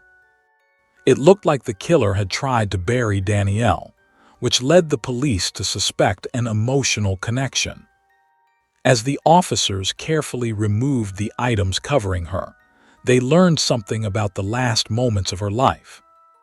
Danielle's t-shirt was pulled up, and her face showed signs of having been beaten. Although she was wearing pants, Officer Stafford immediately suspected a sexual assault. His first thought was that a rape might have taken place. There were also 2 electrical cords around Danielle's neck, one from her laptop, the other from her stereo. But the killer wasn't satisfied with just that. There were also indications of manual strangulation. Then the investigators discovered the most horrific detail. The tip of a mechanical pencil was sticking out of Danielle's mouth and had been forced into her throat. At the crime scene, there were clear signs of overkill. Someone had wanted to make absolutely sure Danielle did not survive this brutal attack. But how could this have happened, and who would do something like that to an innocent student? On December 8, 2009, the student Danielle Davis was found murdered in her dorm room at Ogeechee Technical College. The shocking news of her death spread quickly around campus, leaving everyone horrified by the murder. Newspaper correspondent Holly Dilbreck couldn't remember the last time people had been this frightened. The students were scared and had a lot of questions. They feared a serial killer was roaming the town and were worried for their own safety. These questions plagued everyone, but the concerns of the locals were nothing compared to the fears that Danielle's family experienced. They had no idea who could have done this to her. That was exactly what the Statesboro Police wanted to find out. The district attorney and experienced investigator Jake Nguyen was assigned to the case. It was exam week, and any students who might have been witnesses would soon be heading home for the holidays. The investigation had to be conducted during that week while the students were still on campus. They were shocked and held an impromptu vigil outside Danielle's room. The longer the police stayed at the crime scene, the more people gathered. Some prayed, others wept. But the police were surprised when a moody group of students provided a possible lead. 2 men who had been mourning with the others came forward with information about Danielle's last hours. Gerard Cook and Kurt Hyde approached the investigators, claiming they had spent the previous evening with Danielle. This was critical, as the men admitted they had been with her on the night of the murder. They were among the last people to see her alive, so they might know something about who committed the crime. Danielle's friends said they had visited her the previous evening, and that her old high school acquaintance, Darryl Priestley, had been with them. They weren't close friends, but since Danielle was away from home, she saw Darryl as a good friend. They were from the same town, so it was easier for her to spend time with him than with newer acquaintances. Gerard and Kurt were stunned by the news of Danielle's death and swore they hadn't killed her. But just because they volunteered to speak to the investigators didn't mean their words were taken at face value. In every investigation, officers look for independent confirmation of witness statements, which meant they couldn't be dismissed. Hoping to offer important clues to help the investigation, Gerard and Kurt told police what had happened the previous evening. They said that, together with Darryl Priestley, they had arrived at Danielle's room around 6 p.m. Gerard needed help picking up his car, which was parked on the outskirts of town, and Danielle was supposed to drive them there. The young men said that after retrieving the car, they returned to Danielle's place about an hour later. They claimed they just wanted to relax with Danielle and watch TV to unwind during exam week. Danielle was happy to welcome them. After hanging out until about 10:30 p.m., Gerard and Kurt said they left Danielle in a good mood. They said they went home at that point, while Darryl supposedly went to the library to prepare for exams. Even though Gerard and Kurt sounded sincere, The investigators wanted to take a closer look at them. Their words could only be confirmed by Darrell Priestley, but he wasn't easy to locate.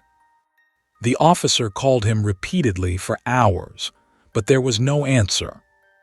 Meanwhile, the pathologist's report came in. Despite the suspicion, Danielle had not been raped. The fact that she had been spared that violation in her final moments was a slight comfort to the community and her family. Danielle's face was covered in bruises with dried blood on her face and in her ear. As it turned out, she had been struck multiple times in the face and on the head before her death. In addition to these brutal blows, the analysis confirmed that she had been strangled with the cords around her neck. The medical examiners also discovered something important. The killer had left skin cells behind. When you find DNA on a ligature, you essentially have the murderer's DNA. The officers just had to find whose DNA it was. Did it belong to one of the men they already knew about, or another friend of Danielle's? Whoever it was didn't stop even after she died.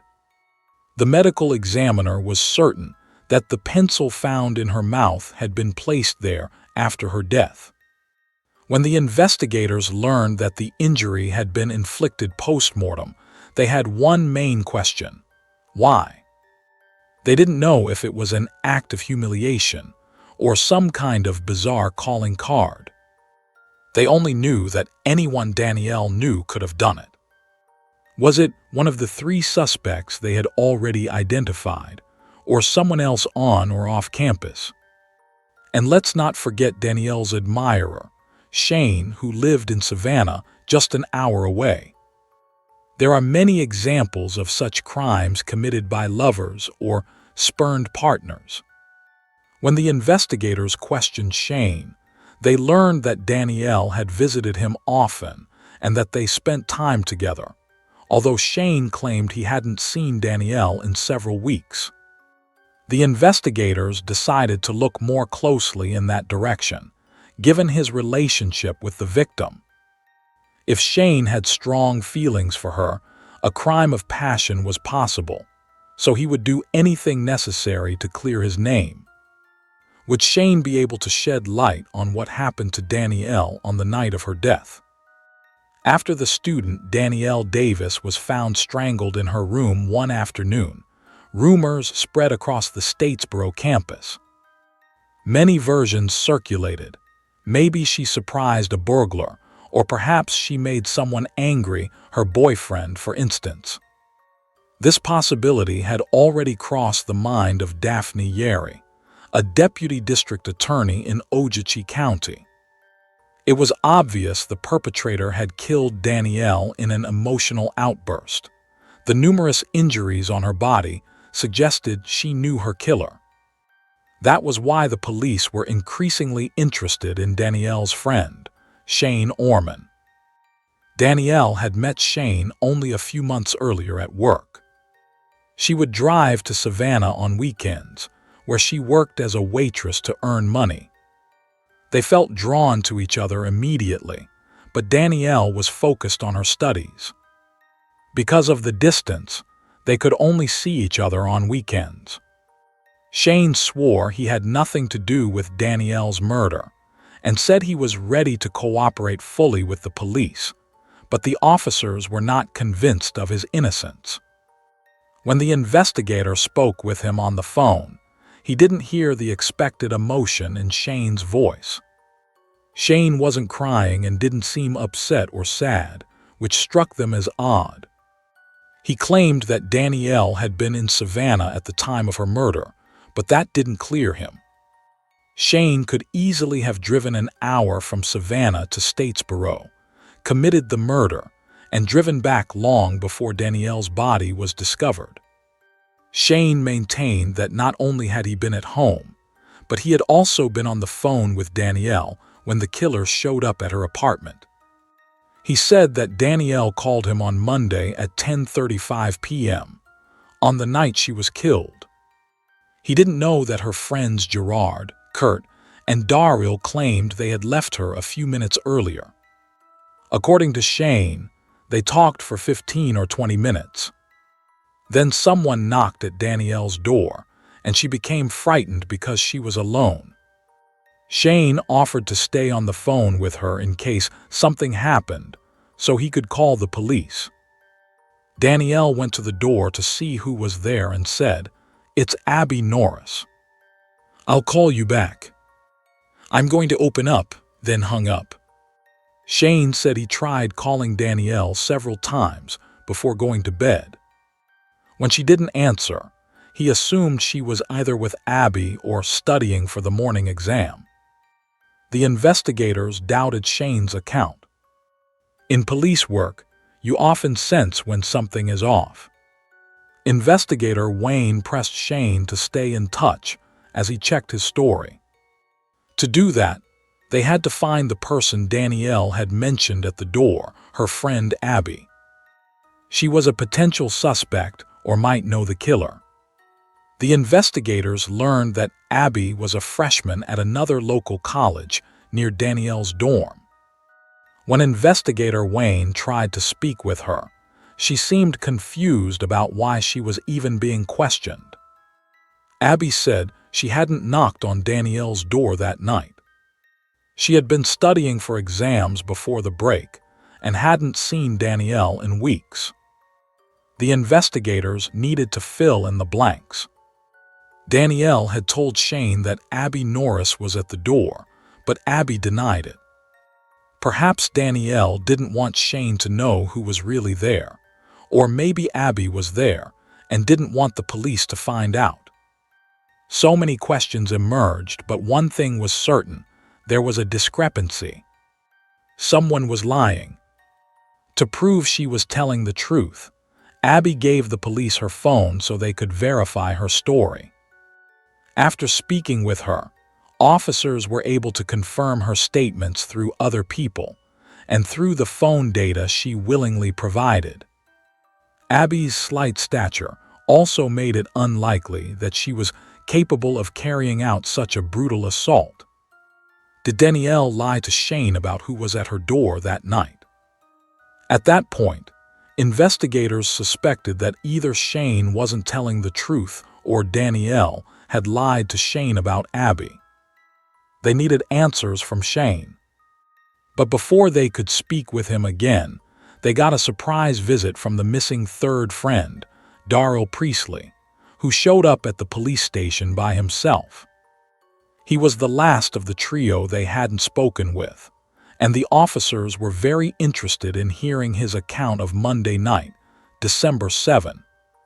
They were confronted by a tall, friendly young man, 6'2", and over 200 pounds, seemingly a gentle giant who appeared eager to talk about the evening.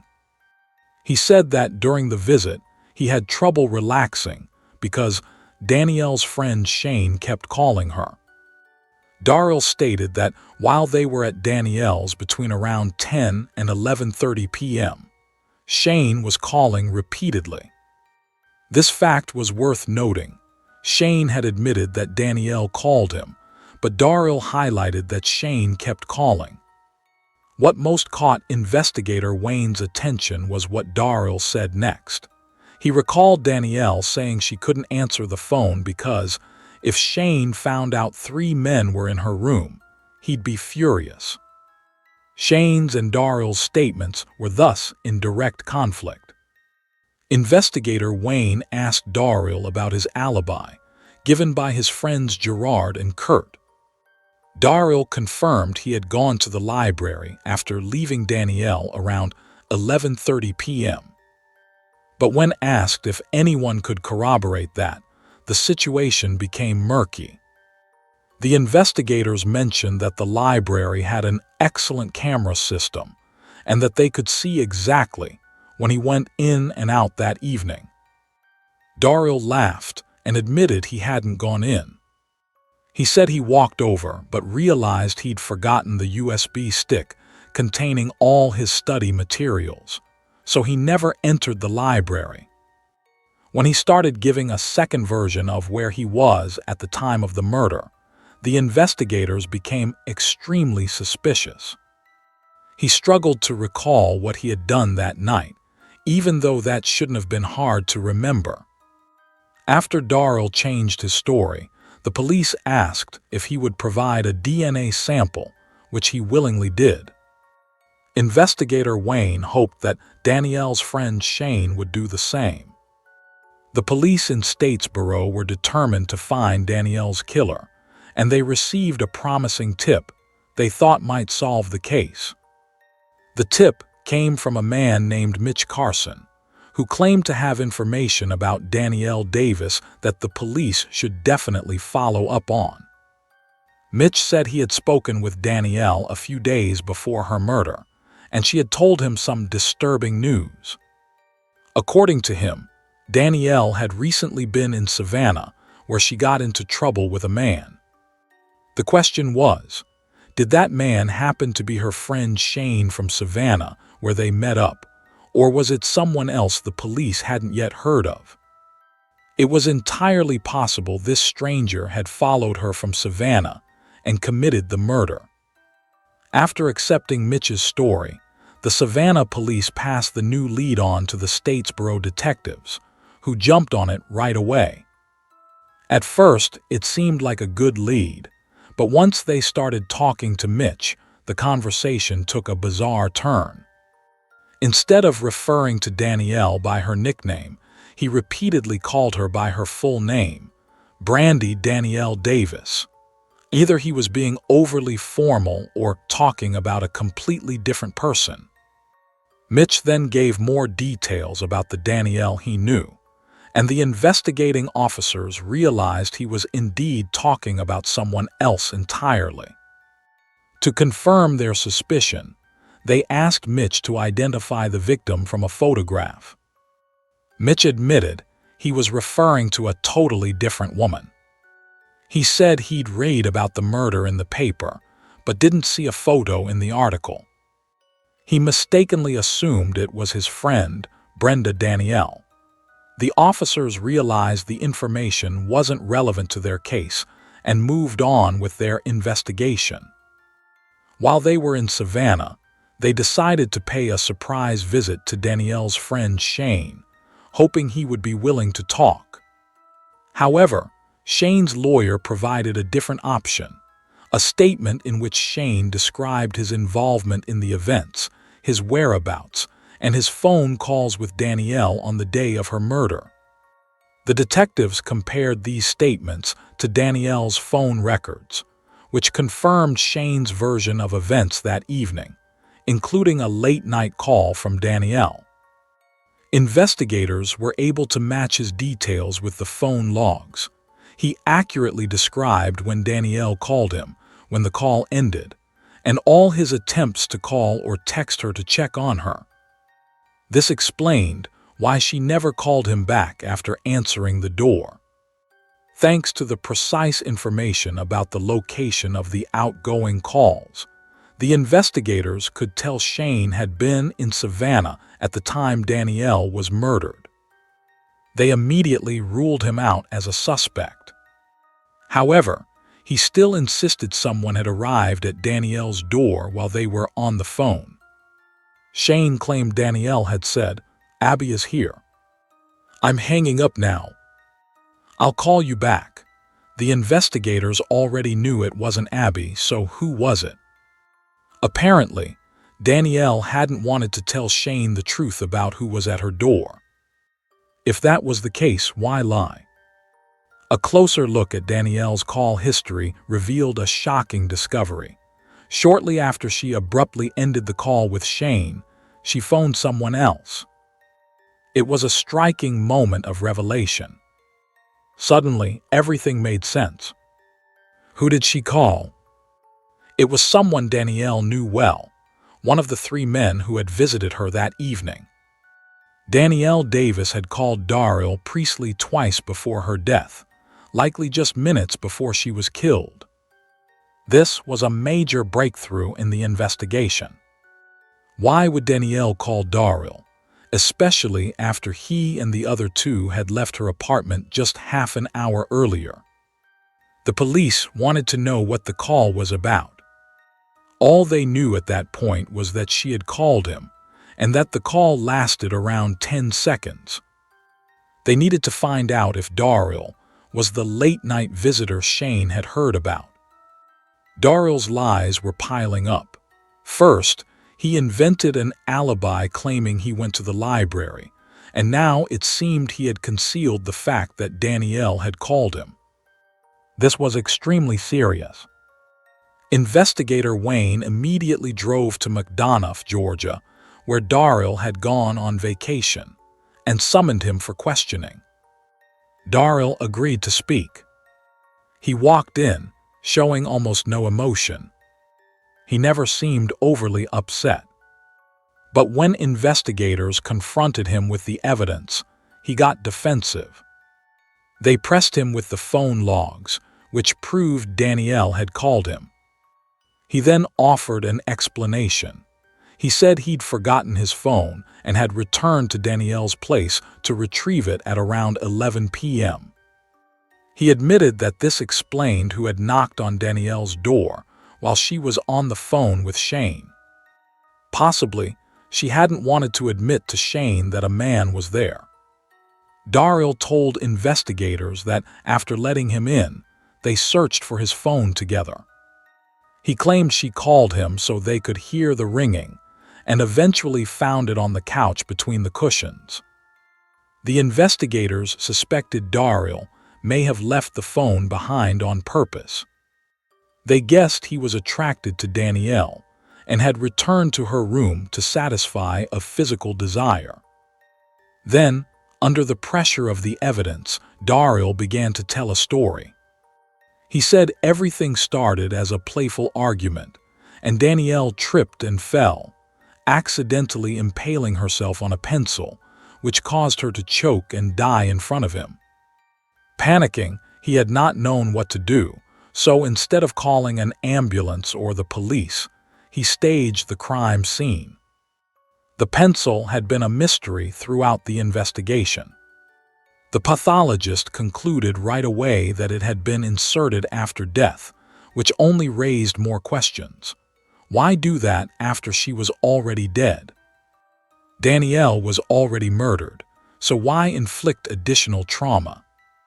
Once Daryl was faced with everything, he was placed under arrest. By that time, other physical evidence showed that Danielle had been strangled. This was a turning point. On December 22, 2009, the police arrested Daryl Priestley for the murder of Danielle Davis. He eventually pleaded guilty, knowing all the evidence pointed to him. On January 10, 2010, Daryl Priestley was sentenced to life in prison. Based on the evidence, the police reconstructed the events of that night. After returning to Danielle's room to get his phone, Daryl began to make unwanted advances on her, and she resisted, angering him. He lost control, punching her multiple times and strangling her. After she died, he inserted the pencil into her mouth, trying to claim it was an accident.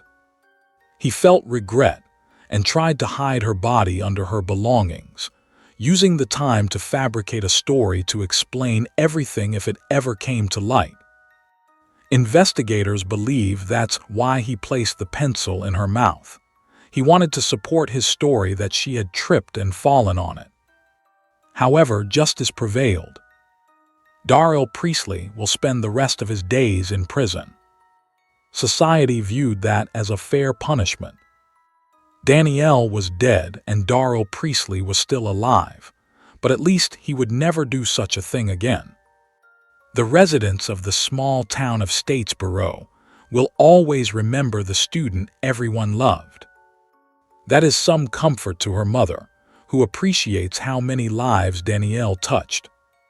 In her view, everyone has a purpose in life, and she believes Danielle's was to influence her friends in a positive way. In her death, she touched many more people beyond her family and friends. Thank you for watching and take care of yourselves.